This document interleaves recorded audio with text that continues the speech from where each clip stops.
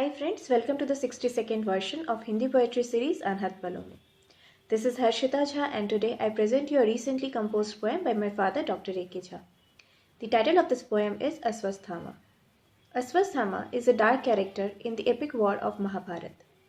In spite of being a great warrior and the blessed son of Dronacharya, he was friendly with Duryodhan and fought for his sake against Pandavas. Although he remained alive, he was in great anguish due to the defeat of Kauravas. To take revenge, he killed the 5 innocent sons of Pandavas while they were sleeping. Although he was spared because he was a Brahmin and the son of their guru, it was a cursed life because he had to remain alive forever and roam in jungles here and there. Due to bad companionship, he had to perform these sinful deeds.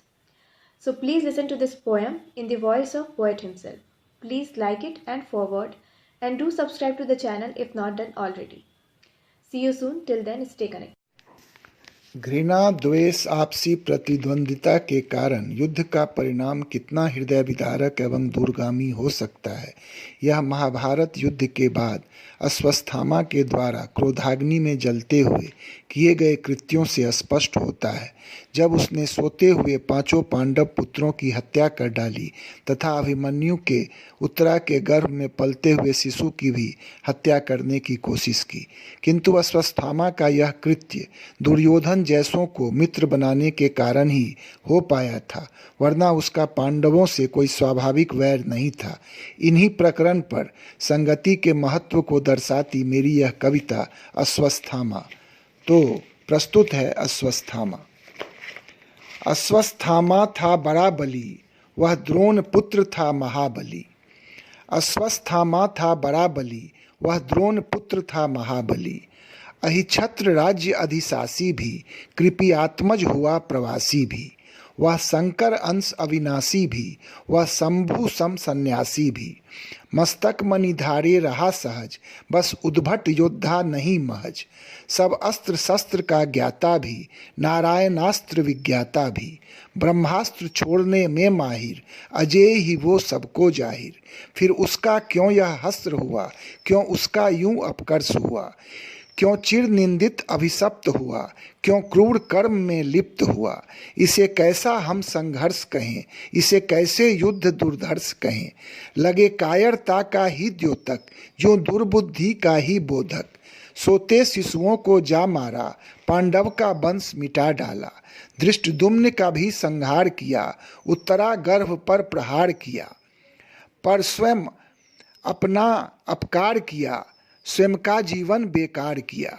अपेक्षित क्या यह सब उससे, यूं क्रोधाग्नि में जला कैसे। क्यों द्वेष में यूं अंधे होकर, नीति नियम संग व्यभिचार किया। इतिहास न माफ़ी दे उसको, अब तक नफरत उससे सबको। गुरु का पुत्र ब्राह्मण भी था, यहाँ प्रश्न धर्म सम्मान भी था।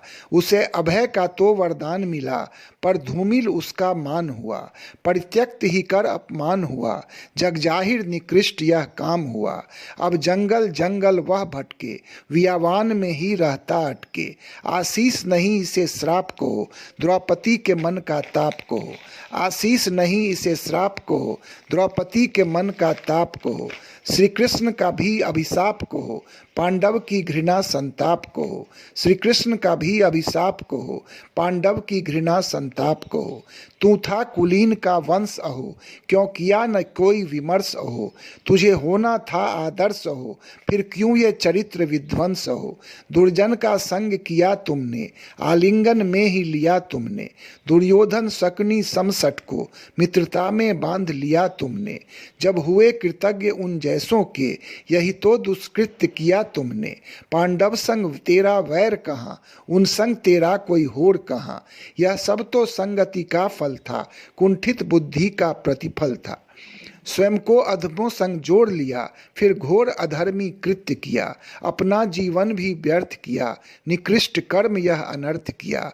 ब्राह्मण होकर यूं कृत्य किया, गुरुपुत्र रूप विभत्स किया। तभी दंड तो ऐसा मिला तुझे, अधरों में लटका दिया तुझे। अब शापित जीवन यूं ही जियो, अब रोज मरो और रोज जियो। अस्वस्थ था माँ जो नाम तेरा, अब बचा यही है काम तेरा। ना जी सकता ना मर सकता, बस भागा भागा फिर सकता। भागते ही रहो अब भी वन वन, अब भ्रमित तेरा जीवन प्रतिक्षण। तेरी परछाई जब भी सघन हो, घृणा से भरता सबका मन। दुसंगति ने निकृष्ट यूं कर डाला, तूने स्वयं को क्यों न संभाला। दुसंगति ने निकृष्ट यूं कर डाला, तूने स्वयं को क्यों न संभाला। हर जन को सीख यही लेनी, अधमों संग नाता ना रखनी। हर जन को सीख यही लेनी, अधमों संग नाता ना रखनी। धन्यवाद।